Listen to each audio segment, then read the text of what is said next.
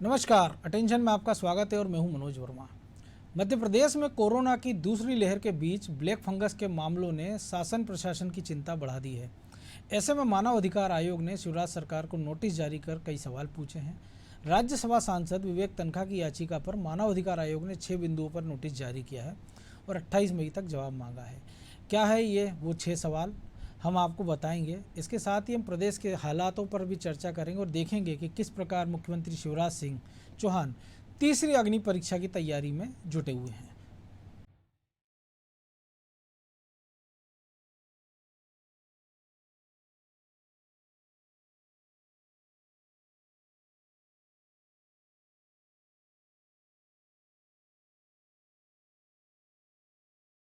मध्य प्रदेश में कोरोना के केस घट रहे हैं, लेकिन अब ब्लैक फंगस के मरीज तेजी से सामने आ रहे हैं, जिसने सरकार की चिंता और बढ़ा दी है। अब तक प्रदेश में ब्लैक फंगस के 573 मरीज मिल चुके हैं। 31 मरीजों की मौत हो चुकी है। वहीं दूसरी तरफ इंजेक्शन की कमी है। कोरोना संक्रमण के बाद सरकार अब ब्लैक फंगस पर फोकस कर रही है। सरकार ने इससे निपटने के लिए टास्क फोर्स टीम का गठन किया है। इसमें सरकार के 2 मंत्री भी शामिल हैं। वहीं 5 मेडिकल कॉलेजों में इसका इलाज भी फ्री कर दिया गया है। लेकिन इसी बीच मध्य प्रदेश मानव अधिकार आयोग ने शिवराज सरकार को नोटिस जारी करते हुए कई सवाल पूछे हैं। मानव अधिकार आयोग ने पूछा है कि कोरोना की तीसरी लहर आती है तो इससे निपटने के लिए क्या तैयारी की गई है। कोरोना महामारी के अलावा ब्लैक फंगस के इलाज को लेकर भी जानकारी देने को कहा गया है। ये नोटिस कांग्रेस के वरिष्ठ नेता और राज्यसभा सांसद विवेक तन्खा की याचिका पर संज्ञान लेते हुए दिया गया है। आयोग के अध्यक्ष जस्टिस नरेंद्र कुमार जैन ने स्वास्थ्य विभाग के अपर मुख्य सचिव को भेजे गए नोटिस में 6 बिंदुओं पर जानकारी मांगी है। याचिका में इसके लिए 28 मई तक जवाब देने को कहा गया है। इस नोटिस में कोरोना के इलाज और मौतों की जानकारी के अलावा जीवन रक्षक दवाओं की कालाबाजारी रोकने के उपाय पर विस्तृत रिपोर्ट मांगी है।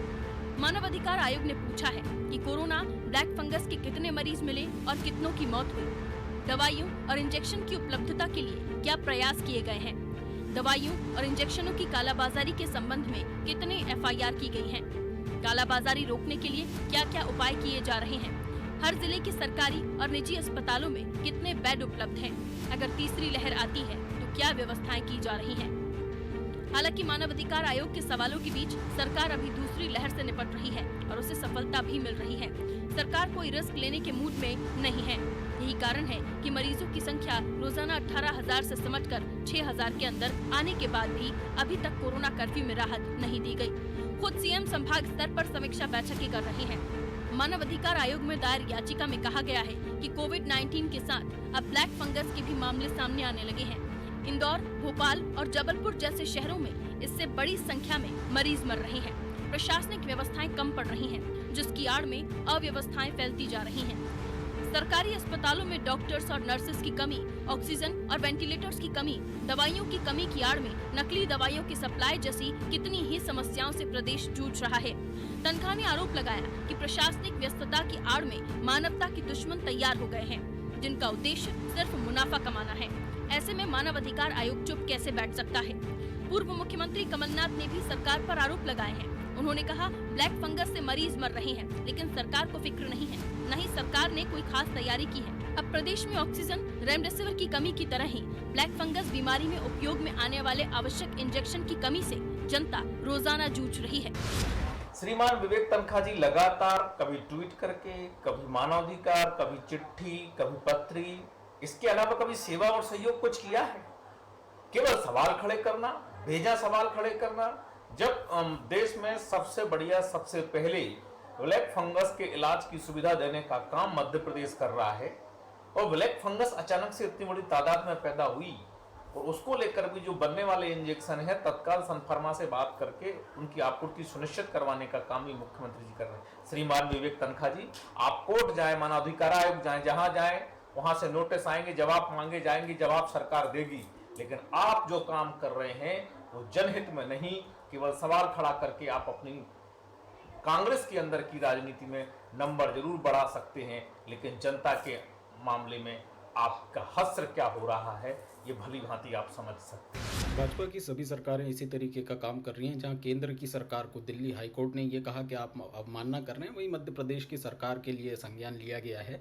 मध्य प्रदेश में मानव तो बचे ही नहीं है, उनके अधिकारों की भी बात नहीं होती, केवल एक आंकड़ा भर रह गया है इंसान। रोजाना लोगों की मौतें हो रही हैं, कोई सुविधाएं मिल नहीं रही।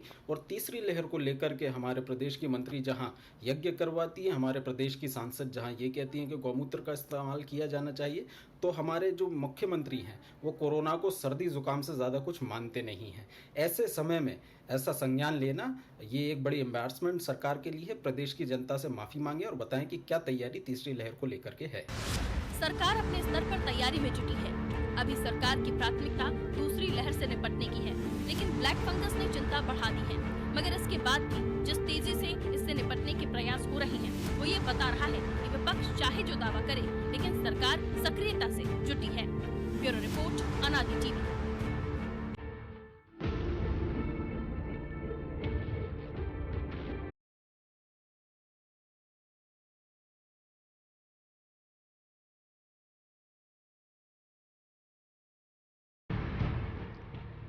तो जाहिर है तमाम तरह के आरोप प्रत्यारोप और सरकारी सक्रियता के बीच इस तरह के सवाल उठना जायज़ है, सवाल उठ भी रहे हैं और सरकार अपने स्तर पे जो कुछ प्रयास कर रही है वो भी सभी के सामने। इसी को और समझेंगे हमारे एडिटर इन चीफ प्रकाश भटनागर और ब्यूरो हेड ब्रजेश चौकसी के साथ।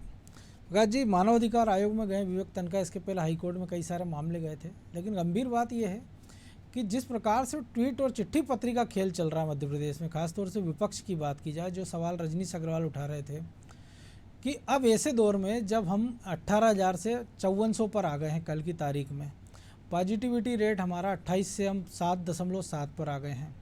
मुख्यमंत्री ने इसके बाद भी कहा है कि 31 मई तक ये एक चिंता का विषय है और ये 11 दिन वो परीक्षा की घड़ी है जब सख्ती से हम कोरोना कर्फ्यू का पालन करें ताकि संक्रमण की चेन को तोड़ें और फिर तीसरी लहर की हम तैयारियों के लिए जुट जाएं संसाधन जुटाने में। ऐसे में मानवाधिकार आयोग ने जो जवाब मांगा वो अपनी जगह है, उनके सवाल अपनी जगह, लेकिन आपको लग रहा है कि सरकारी प्रयासों में कहीं कुछ कमी है या विपक्ष केवल और केवल सवाल उठा रहा है? देखिए मनोज, विपक्ष का काम है कि वो सवाल उठाए, इसमें कोई बुराई भी नहीं है। जनता के सामने जवाब आएंगे। सरकार काम कर रही है, ये दिख भी रहा है, क्योंकि जिस तरह से जिस भयावहता के साथ कोरोना की दूसरी लहर का विस्फोट हुआ था, तो तमाम व्यवस्थाएं हमारी जो भी उस समय मौजूद थी वो धरी रह गई थी। उसके बावजूद शिवराज सिंह चौहान ने लगातार काम किया। काम करते करते आज स्थिति ये है कि हम उसको काबू में करने में सफल हुए हैं और लगातार रोज़ उसका संक्रमितों का आंकड़ा कम होता जा रहा है। बिल्कुल, आज 5-5.5 हज़ार आया, हम 18,000 पे पहुंच गए थे और आज वहां से हम यहाँ आ गए। तो आप इससे अंदाज़ लगाइए कि लगातार जो है आंकड़े कम होते जा रहे हैं। भोपाल के अंदर रोज़, इंदौर में आंकड़े कम होते जा रहे हैं और अस्पतालों में अब बिस्तरों की उपलब्धता भी है, ऑक्सीजन की मारामारी भी कम हो गई है। और जो नई चुनौती सरकार के सामने आई है ब्लैक फंगस की, बिल्कुल, उससे लड़ने के लिए भी सरकार ने तत्परता से कदम उठाए हैं। हम देख रहे हैं कि इंजेक्शन, चूँकि उसका इंजेक्शन या बीमारी बहुत आम नहीं है, निश्चित तौर पर, तो इसका इंजेक्शन कोई इतना ज़्यादा डिमांड में भी नहीं था और अब उतनी मात्रा में उपलब्ध भी नहीं रहता था। बहुत रेयर केसेस में होता था, जरूरत ही नहीं होती थी, तो जरूरत नहीं होती थी। लेकिन अब अचानक से इसकी संख्या में भारी वृद्धि हुई है कोरोना के कारण। कोरोना का जो साइड इफेक्ट है वो ब्लैक फंगस के तौर पे सामने आ रहा है कि भोपाल के हमीदिया अस्पताल में 400 से ज़्यादा मरीज आ गए। बिल्कुल, तो निश्चित तौर पे एक बार फिर अव्यवस्था की स्थिति इसलिए बनेगी क्योंकि इंजेक्शन आप उपलब्ध कैसे होगा।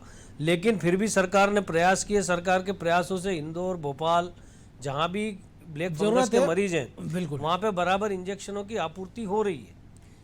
तो और वो इंजेक्शन लग भी रहे हैं और मरीजों को लग रहे हैं। बाजार के अंदर उसकी कोई किसी तरह की कालाबाजारी की वो नहीं है, क्योंकि ऑलरेडी मार्केट में वो था ही नहीं। बिल्कुल, तो जो मंगाया वो सरकार ने मंगाया, सरकार सरकारी अस्पतालों को दे रही है। मरीजों के पर्चे और पूरी एक डिटेल के साथ उसको उपलब्ध कराए जा रहे हैं और वो इंजेक्शन लग भी ज़्यादा रहे हैं। दूसरी बात, ब्लैक फंगस का इलाज बहुत महंगा भी है, तो उसको मध्य प्रदेश सरकार ने मुफ्त में किया है। तो जो सवाल मानव अधिकार आयोग ने मांगे हैं, तो मानव अधिकार आयोग में अगर कोई याचिका विवेक तनखा ने दी है तो कोई दिक्कत नहीं है। सरकार, मुझे लगता है इन सब सवालों के जवाब सरकार के पास मौजूद है। बिल्कुल। और कोरोना की दूसरी लहर के बाद जब हम तीसरी लहर की बात कर रहे हैं, तो मुझे लगता है कि दूसरी लहर से जो सबक लिए हैं उसको देखते हुए बहुत तेज़ी से तीसरी लहर के लिए सरकार ने तैयारियां की है। जैसे बीना के अंदर एक अस्पताल बनाया 1000 बिस्तर का, बिल्कुल और वो लगभग अस्थायी अस्पताल है और लगभग तैयार हो चुका है। बिल्कुल। आज ही जो मंत्री गए थे और 80% लगभग उसका काम पूरा हो चुका है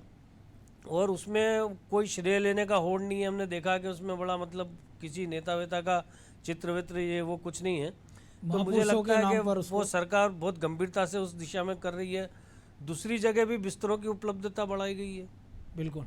तो जो भी प्रयास ज़्यादा से ज़्यादा हो सकते हैं, अब चूँकि आपका हेल्थ स्ट्रक्चर जो है वो बहुत मजबूत नहीं था, तो ये साल भर की तो किस्से कहानी है सारे। बिल्कुल। जब हम एक बड़ी चुनौती से जूझ रहे हैं, तो मुझे लगता है कि ठीक है, विवेक तनखा ने सवाल उठाया, वो उनका काम है, करना चाहिए बिल्कुल निश्चित तौर पे। विपक्ष के अंदर हैं तो सवाल उठाना उनका दायित्व है, जवाब देना सरकार का काम है, और मुझे लगता है कि सरकार के पास जवाब देने के लिए पर्याप्त वो हैं। लेकिन एक और चीज़ भी है ना प्रकाश जी की, जो हम देख रहे हैं कि कमलनाथ ने भी जो ट्वीट किया और जो कहा कि कालाबाजारियों के खिलाफ एक्शन किया जाए, क्या कार्रवाई हो रही है, जबकि हम देख रहे हैं कि लगातार हम जो अस्पतालों का अगर हम बात करें कि जिन्होंने ज़्यादा पैसे लिए तो उनसे पैसे वापस दिलाए गए, जो कालाबाजारी हो रही है, मंत्रियों के स्टाफ के ड्राइवरों तक की गिरफ्तारी हो रही है, तो इनमें तो कोई कमी है नहीं। लेकिन आम जनता का भी एक नैतिक दायित्व तो है कि इस आपदा को अवसर में ना बदले वो। देखिए, निश्चित तौर पे बेसिक चीज़ है कि जनता का कर्तव्य है, जो व्यवसायी हैं, इस व्यवसाय से जुड़े हैं, वो इसका दुरुपयोग नहीं करें। दूसरी बात, सरकार NSA जैसी गंभीर कार्रवाई कर रही है, बिल्कुल अस्पतालों से पैसे वापस दिलवा रही है। तो मुझे लगता है कि कमलनाथ जी एक दायित्व निभा रहे हैं घर पे बैठ के विपक्ष का, वास्तविकता से अनभिज्ञ है कि क्या हो रहा है। अभी चिरायू अस्पताल को भी 2 लाख रुपए वापस करने पड़े। सरकार की कलेक्टर ने नोटिस जारी किया, नोटिस जारी करने के बाद मरीज के वापस पैसे हुए। ऐसे कई सारे किस्से हो चुके हैं। इसका मतलब है कि प्रशासन पूरी सख्ती से काम कर रहा है, और इस प्रशासन का नेतृत्व निश्चित तौर पे शिवराज सिंह चौहान कर रहे हैं, और उनकी मंशा के अनुसार लोगों को तकलीफ ना हो इसका ध्यान प्रशासन लगातार रख रहा है। ये हम बराबर देख रहे हैं। NSA की कार्रवाई हुई है, कई सारे मामलों के अंदर हुई है, रेमडेसिविर वाले मामले में हुई है, अस्पतालों से पैसे वापस लिए हैं, कई अस्पतालों का लाइसेंस निरस्त करने की बाकायदा सरकार ने चेतावनी दी, नोटिस दिए, और पूरी कार्रवाई सिरे से हो रही है। तो मुझे लगता है अब या तो कमलनाथ जी तक जानकारी नहीं है, तो या फिर उन्हें एक औपचारिकता के तहत सवाल उठाने हैं, सवाल करना है, तो उन्होंने कर दिया कि कालाबाजारी हो रही है। कालाबाजारी रेमडेसिविर की भी हो रही थी, बिल्कुल। तो उसके लिए सरकार ने लगातार प्रयास किए। अब ये तो जो व्यवसायी है उसकी अंतरात्मा का वो है कि इस आपदा के अवसर में वो लाभ कमाना चाहता है या सेवा करना चाहता है, क्योंकि जो निश्चित कमीशन है वो तो उसको मिल ही रहा है इंजेक्शन की कीमत पे। लेकिन अगर आप 2000 के इंजेक्शन को 40,000 रुपये में बेच रहे हो, तो अब जो लोग शमशान में आपने शायद आज कुछ फेसबुक पे लिखा था मनोज जी कि जो लोग जमीर से मर गए उनको कहाँ दफनाया जाएगा। तो वो बात यही है कि अगर लोगों का जमीर मर गया तो सरकार इसमें क्या करेगी। सरकार जो कर सकती है वो कानूनी कदम है और वो उठा रही है। बिल्कुल। ब्रजेश जी, आज मुख्यमंत्री थे उज्जैन में और समीक्षा बड़ी लंबी चौड़ी उन्होंने की, और एक दो चीज़ें उसमें से निकल कर आई। इन नोटिसों के अलावा जो तीसरी लहर की हम बात करें, इतने कम के बाद भी उन्होंने साफ तौर पर कह दिया कि 31 मई तक कोई ढिलाई नहीं, एकदम कड़ाई और ज़्यादा सख्ती से इसका पालन करिए, और 31 तारीख के बाद अगर कंट्रोल हुई बाकी सारी चीज़ें जैसे कि अभी तक हो गई है, हम जैसे बात कर रहे हैं 7.2 हो गया है पॉजिटिविटी रेट, और गिरने की संभावना हो सकता है अब जो आंकड़े आएंगे तो आज और कुछ अच्छी खबर निकल कर आए। लेकिन उन्होंने कहा कि तीसरी लहर के लिए तैयार रहें, बिस्तरों की व्यवस्था की जाए। तो ये मान के चला जाए कि जो हमने पहले गलती की थी कि सितंबर तक जब एक बेहतर स्थिति में थे, फिर हमने गणेश जी का पूजन भी किया, सार्वजनिक देवी स्थापना भी की, दिवाली भी मनाई, होली के बाद फिर उसका खामियाजा हम जो अब भुगत रहे हैं। तो इसको देखते हुए जो मुख्यमंत्री ने एक निर्देश दिया है, जो कदम उठाया, कि उसके बेहतर नतीजे हमको देखने को मिलेंगे, और शायद तीसरी लहर उतनी गंभीर ना होगी अगर इसी प्रकार के सरकारी प्रयास रहे जिसका अनुमान लगा रहे थे। देखिए मनोज जी, जिस आपने भी कहा, प्रकाश जी ने भी कहा कि हमने पिछली गलतियों से सबक लिया है, और हमको लग भी रहा है कि सरकार ने सबक लिया है। जो दोबारा दूसरी लहर आई उसमें हम जो पहली लहर के बाद जो हमें जो तैयारियां करना चाहिए थी सरकारी स्तर पर, वो जो ढील नहीं देना चाहिए थी, हमने आयोजन किए, धार्मिक आयोजन किए, चुनावी रैलियां की, तमाम तरह के शादी विवाह पहले की तरह करने लगे थे, वो इसकी वजह से हमें सेकंड लेयर में ज़्यादा नुकसान उठाना पड़ा, और हमारा स्वास्थ्य का ढांचा भी वैसा दुरुस्त नहीं कर पाए थे हम ना। ऑक्सीजन की व्यवस्था कर पाए थे, ना इंजेक्शन की व्यवस्था कर पाए थे। लेकिन आप देखिए मनोज जी, आफ्टर कोविड जो परेशानियां आ रही हैं, चाहे ब्लैक फंगस की बात करें हम, चाहे इंजेक्शन की बात करें, अभी तक आपको आफ्टर कोविड के बाद जो इंजेक्शन ब्लैक फंगस के है उसकी कालाबाजारी के कहीं कोई मामले नहीं आए, क्योंकि सरकार ने उसकी तैयारियां शुरू कर दी। आफ्टर कोविड हर जिले में वार्ड वो खोले जा रहे हैं, वार्ड बनाए जा रहे हैं जिला और शायद अस्पतालों। मध्य प्रदेश में सबसे पहले, या माफ कीजिए, देश में सबसे पहला राज्य था मध्य प्रदेश जिसने कदम उठाया। जी। अब राजस्थान उसी राह पर, उत्तर प्रदेश उसी राह पर है। तो कह सकते हैं कि सबसे पहले हमने बीमारी पहचानी, उसका उपाय सोचा और उसके लिए तैयारियां शुरू की, और जिसका अनुसरण देश के बाकी सारे राज्य कर रहे हैं। देख रहे हैं मनोज जी, हम कोविड के ही मामले नहीं, अन्य मामलों में भी मध्य प्रदेश का अनुसरण करते हुए हमें गुजरात दिख रहा है, दिल्ली दिख रही है। कोविड के उत्तर प्रदेश ने भी आज ये निर्णय ले लिया है कि जो अनाथ बच्चे हुए हैं उनकी देखभाल जो है सरकार करेगी। देखिए, गुजरात ने लिया, फिर दिल्ली से केजरीवाल ने घोषणा की, आज उत्तर प्रदेश ने कर दी। सबसे पहले मध्य प्रदेश में शिवराज जी ने की थी। तो जो शिवराज जी जमीन से जुड़े नेता हैं, वो लोगों की नब्ज जानते हैं, वो तकलीफें जानते हैं, उन्होंने देखा है। तो उन तकलीफों के साथ साथ और व्यवस्थाएं कैसी होना चाहिए, इस दिशा में भी आगे बढ़ रहे हैं।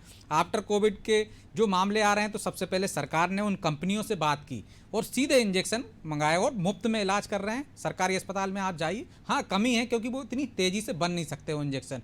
पहले जहाँ 2 की डिमांड थी, आज 200 की डिमांड हो रही है, तो अंतर बड़ा आ गया है। बिल्कुल। इसी तरह अब तीसरी लहर की जो आशंका जाहिर की जा रही है, उसमें भी सरकार पूरी तरह से तैयारियां अभी से जुट गई है। तो मुझे लगता है कि जो तीसरी लहर आएगी, मध्य प्रदेश को तो कम से कम उतना प्रभावित नहीं कर पाएगी, क्योंकि मुख्यमंत्री ने आज ही संकेत दे दिए हैं कि 31 तक तो हम कोई ढिलाई नहीं बरतने वाले, लेकिन इसके बाद भी सख्तियां रहेंगी। हम रोजमर्रा के कार्य, दुकान भी खुलेंगी, सब खुलेंगे, व्यवसाय खोलेगी ना सरकार, तब भी आपको ऐसे नहीं छोड़ देगी कि आप सार्वजनिक आयोजन कीजिए, धार्मिक आयोजन कीजिए, शादी ब्याह वैसे पहले की तरह कीजिए। सारों कार्यों की वो बाकायदा मॉनिटरिंग करेगी और इजाज़त देगी, अनुमति देगी कि आप कितने लोगों की इकट्ठे हो सकते हो, भीड़ इकट्ठी हो सकती है, सोशल डिस्टेंस का पालन कराएगी, मास्क का पालन कराएगी। तो जिम्मेदारी सरकार भी निभाने वाली है, तो लोगों को भी जिम्मेदारी निभानी चाहिए और मानने। बात मनोज यही है इसमें जी, कि सरकार तो सब कुछ करेगी, ये जो मतलब जो भयावहता आई है ये हमारी गलतियों के कारण आई। निश्चित तौर पर ये तो सरकार ने पहले से बताया था कि हमें मास्क लगाना है,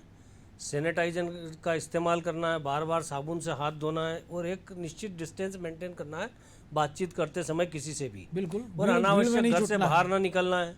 ये सारी चीज़ें आज भी बरकरार रहेगी, तीसरी लहर आएगी उस समय भी बरकरार रहेगी। तो ये सरकार तो जो करना है व्यवस्थाएं करेगी, लेकिन क्या हमारा ये दायित्व है कि हम उन व्यवस्थाओं को बिगाड़ें या हम उन व्यवस्थाओं को बनाएं? जब बाजार खुलेगा तो सिस्टमेटिक तरीके से धीरे धीरे खुलेगा, और अगर हमने लापरवाही बरती तो सरकार क्या करेगी? वो तो तीसरी लहर भी आएगी, चौथी भी आएगी, पांचवी भी आएगी, क्योंकि अभी कोरोना कम से कम 3-4 साल हमारे बीच में रहेगा। बिल्कुल। तो अगर तो एक और- 3-4 जी। साल बीच में रहेगा तो ये सिर्फ हम पे डिपेंड करता है कि जब हम बार बार जो चीज़ें सीख गए हैं उन्हें लगातार इस्तेमाल में लाएं और सावधानी बरतें। अगर हम सावधानी बरत रहे हैं तो अभी कोरोना जो है कुल मिला के हिंदुस्तान में भी 1.8% लोगों को हुआ है। तो आप ये देखिए कि कोई बहुत बड़ा आंकड़ा नहीं, हम 135 करोड़ लोग हैं। बिल्कुल।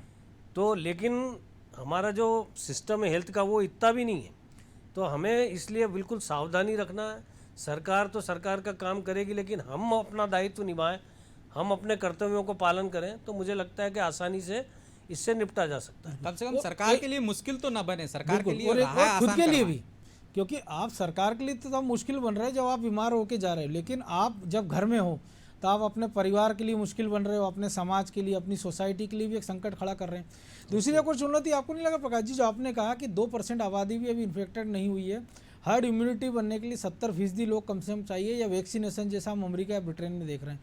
तो एक बड़ी चुनौती अब सरकार के सामने वैक्सीनेशन की रफ्तार को भी दोगुना करना है, क्योंकि ये जो आपके पास समय बचा है आप, क्योंकि अस्पतालों में अब लोड थोड़ा सा कम है, जो हेल्थ वर्कर्स है उनको थोड़ा सा एक राहत की सांस मिली है उन्होंने, तो ये पूरा की पूरा इंफ्रास्ट्रक्चर आप वैक्सीनेशन में लगा दिया जाए, उसकी गति तेज कर दी जाए। लेकिन वैक्सीन की सबसे बड़ी बात यह है कि वैक्सीनेशन मस्ट जरूरी है, और हम देख रहे हैं दुनिया में, भारत में भले अभी हाल 1.8% हुआ है, दुनिया के जो बाकी देश हैं, अमेरिका में 8%, 9%, ब्राज़ील में 7%, फ्रांस, यूरोप, सब जगह कई गुना ज़्यादा हुआ है। लेकिन हमारी आबादी बहुत बड़ी है बिल्कुल, उनकी सबसे तुलना बड़ा में। सवाल तो यही है। तो हमारी आबादी चूँकि ज़्यादा है, इसलिए हमारे यहाँ का परसेंटेज हमको कम दिखता है। दूसरी बात यह है कि वैक्सीनेशन, अब वैक्सीनेशन के मामले में वैक्सीनेशन की जो उपलब्धता है वो लगातार बढ़ती जाए। अब जैसे कि अगर प्रधानमंत्री ने भी कहा है कि 15 करोड़ 16 करोड़ वैक्सीनेशन मई के आखिर में या जून के अंदर हो जाएगा पहले और एक सप्ताह तक, बिल्कुल। निरंतर सिलसिला चलेगा। अब ये सिलसिला सरकार चलाएगी, वैक्सीनेशन के सेंटर जैसे जैसे उपलब्ध हो जाएगी बढ़ा भी देंगे। अब बढ़ाने के बाद ये तो हमारे ऊपर ही आएगा कि हम लगवाने चले जाएं। दोनों अभी चीजें। हो ये रहा है कि आप लोगों ने स्लॉट बुक करा लिया और उसके बाद लगवाने नहीं गए, वो वही वैक्सीन खराब हो गई। बिल्कुल। जब वैक्सीन की शार्टेज है तो ये हमारा दायित्व है कि अगर हमें वहाँ 1 घंटा 2 घंटा इंतजार करना पड़ रहा है, लाइन में लगना पड़ रहा है, तो हम लाइन में लगे, क्योंकि वो हमारी सुरक्षा के लिए है। बिल्कुल। तो मुझे लगता है कि लोगों को अपने बिहेवियर में चेंज करना पड़ेगा और इस मामले में हमें सरकार की मदद करना पड़ेगी। सरकार जो करना चाह रही है वो व्यवस्थित तरीके से हो जाए, इसकी चिंता तो हमें करना पड़ेगी। बिल्कुल ब्रजेश जी, चिंता हमको करना पड़ेगी, लेकिन एक और चिंता ये भी है कि ये जो दूसरी लहर के बाद अब तीसरी की जो तैयारी कर रही है, तो निश्चित तौर पर सरकार ने तो सबक लिया है कि प्राथमिक स्वास्थ्य केंद्रों से लेकर जिला अस्पतालों तक व्यवस्था बढ़ा रहे हैं। आज भी उज्जैन में उन्होंने कहा कि मेडिकल कॉलेज खोलने की बात हुई है, क्योंकि जो सबसे ज़्यादा प्रभावित जो शहर थे मध्य प्रदेश के 4-5, उनमें उज्जैन का भी एक नाम है। अब लेकिन क्या संदेश छुपा है इस पूरे में दूसरी लहर और तीसरी लहर के बीच में जनता के लिए? जो भटनागर जी ने कहा, हाथ धोना, सोशल डिस्टेंसिंग का पालन करिए, मास्क लगाइए, लेकिन इसके अलावा जो आपकी अपना एक नैतिक दायित्व है, एक सामाजिक दायित्व है, उसको किस तरह से निभाना चाहिए ताकि इस तीसरी लहर तक हम जाएँ ना जाएँ तो बच के जाएँ? क्योंकि गंभीर खतरा इस बात का है कि अब जो बच्चे हैं जिनको वैक्सीनेशन नहीं हो पा रहा 18 साल से कम उम्र के, ये खतरा उनके लिए सर्वाधिक है।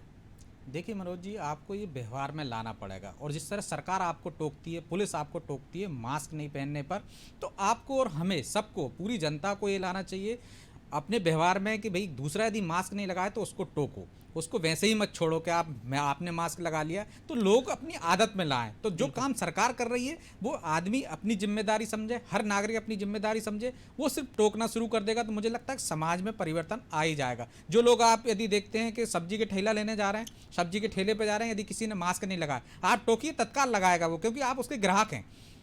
तो यदि ये कोई वो भी कर ले दुकानदार भी, हाँ। कि अगर कोई बिना मास्क के गया तो वो उसको टोके। ये पूरा अपना लें, यदि थोड़ा सा लालच ना करें तो वो भी सुरक्षित रहेंगे, उनके घर वाले भी सुरक्षित रहेंगे, जो लोग आए हैं वो भी सुरक्षित। हर दुकानदार ये तय कर ले, हर व्यापारी तय कर ले कि जब भी दुकान खुलेगी वो बिना मास्क के खुद नहीं रहेगा, और दूसरा जो आएगा ग्राहक उसको बिना मास्क के नहीं रहने देगा या उसको सामान नहीं देगा। यदि पेट्रोल पंप पे तय कर लें, हम दुकान पे तय कर लें, सब्जी वाले ठेले वाला तय कर ले, ग्राहक तय कर ले, और हम घर में तय कर लें कि हमारे बच्चे को मास्क हमें पहनाना है, घर में उसकी आदत डाल दें, उसकी दिनचर्या का वो हिस्सा बना दें कि जिस तरह से वो उठता है, ब्रश करता है, उसी तरह वो मास्क लगाए बाहर जाए। तो ये टोका टाकी जो व्यवस्था होनी चाहिए वो समाज में होना चाहिए। और जैसे गांव ग्रामीण क्षेत्रों की हम बात करें तो वहाँ जो अभी व्यवहार उन्होंने अपनाया है लॉकडाउन के सिस्टम में, कि भारी व्यक्ति आएगा हमारे गांव में नहीं आएगा, यदि कोई आयोजन हम कर रहे हैं तो बाकायदा यदि 5 लोग कर रहे हैं, 10 लोग कर रहे हैं, सोशल डिस्टेंस का पालन करें, और उनमें आपको ये देखना है कि आप सैनिटाइजर की व्यवस्था कर रहे हो, मास्क लगाए हुए कि नहीं लगाए, भीड़ भाड़ ज़्यादा वो करा। आयोजन आप 1-2 साल बाद कर लेना, लेकिन ये यदि आप कोरोना फिर फैलाएंगे तो तीसरी जो लहर आएगी वो आपके बच्चों पे ज़्यादा घातक होगी। हम देख रहे हैं कि जिन लोगों ने वैक्सीनेशन करा लिया उन पर भी प्रभाव पड़ रहा है। तो जब तक ज़्यादा से ज़्यादा लोगों पे वैक्सीन ना लग जाए, और इसकी संभावना अभी कम है, हाँ सरकार वैक्सीनेशन तेजी कर सकती है, लेकिन तब जब वैक्सीन उपलब्ध हो जाएगी तो हमारे यहाँ पूरा सिस्टम है मनोज जी, घर घर में जाके वैक्सीन लगती है हमारे यहाँ। हमने पोलियो देखा ही है। पोलियो देखा है। तो जब आपके पास व्यवस्था हो जाएगी तो सरकार के पास समय नहीं लगेगा, आप वैक्सीनेशन वो 6 महीने में भी करा देगी, क्योंकि उसके पास व्यवस्थाएं पहले से हैं ऑलरेडी। हम वैक्सीनेशन करने में बाकी देशों से बहुत तेज हैं। लेकिन यहाँ एक महत्वपूर्ण बात और भी है कि वैक्सीनेशन कोरोना को नहीं रोकेगा। बिल्कुल। कोरोना तो आपको दोनों डोज लगवाने के बाद भी हो जाएगा, तो आप सुपर स्प्रेडर बन जाओगे यदि लापरवाही बरती। बिल्कुल। अगर मान लीजिए मैंने दोनों डोज लगा लिए हैं और मैं उसके बाद निश्चिंत हो गया कि मुझे तो कुछ नहीं होगा, मुझे यदि कोरोना होता तो मैं तो कोरोना से लड़ लूँगा, लेकिन मैं ऐसे लोगों में फैला सकता हूँ जिनको वैक्सीनेशन नहीं हुआ हो। बिल्कुल, बड़ी तो ये तो हमें और ज़्यादा सावधानी के साथ रहना है वैक्सीन के साथ। और जिन लोगों को होगा जिनकी गलतियों से सीखे, हम ही खुद होंगे, अपनी गलती करके सीखोगे तो बहुत समय, वो पूरी आयु भी निकल जाएगी आपकी। जैसे चाणक्य ने कहा है कि दूसरों की गलतियों से सीखिए, अपनी खुद गलती करोगे तो आपकी उम्र भी कम पड़ जाएगी। तो आपकी गलती से आपका किसी परिवार का नुकसान हो, आपके रिश्तेदार का नुकसान हो, आपके घर में कोई ट्रेजेडी हो, ऐसा आप कोई कदम ना उठाओ। दूसरों के यहाँ जो ट्रेजेडी हुई है उसी से सबक ले लो, तो ये सबसे बड़ा सबक होगा। बिल्कुल, निश्चित तौर पर एक बड़ा सबक है और उम्मीद की जाना चाहिए लोग इसको गंभीरता से लेंगे, क्योंकि खुद की गलती से अगर वो सीखेंगे तो शायद बहुत खुद का नुकसान कर पाएंगे और बाकी उनके सामने दिक्कतें हो जाएंगी। लेकिन एक और बड़ी बात है कि जो सीखने की बात है, रोक टोक की जो आपने बात की है कि जनता रोक टोक की हम बात कर रहे हैं, लेकिन विपक्ष को अपनी इस रोक टोक की आदत को थोड़ा कंट्रोल करना पड़ेगा, क्योंकि हर चीज़ में रोक टोक, हर चीज़ में सवाल उठाना। देखिए मनोज जी, विपक्ष को सकारात्मक माहौल बनाना चाहिए था, उसको जो पहले काम करना चाहिए था। वैक्सीनेशन पे किसने सवाल उठाए, वैक्सीन पे किसने सवाल उठाए?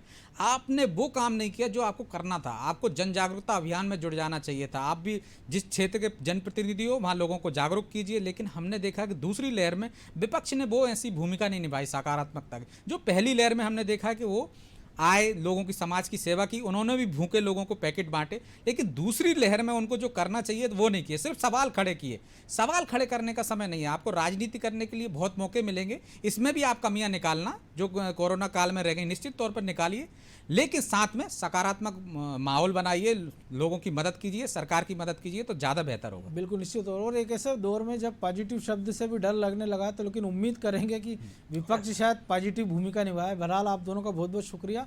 तो निश्चित तौर पर मुख्यमंत्री के साथ ये अग्नि परीक्षा है, लेकिन हम सबके लिए अग्नि परीक्षा है ये, क्योंकि अब खतरा और बड़ा है। क्योंकि अब सवाल हमारे अपने नौनिहालों का, जो देश का भविष्य भी है।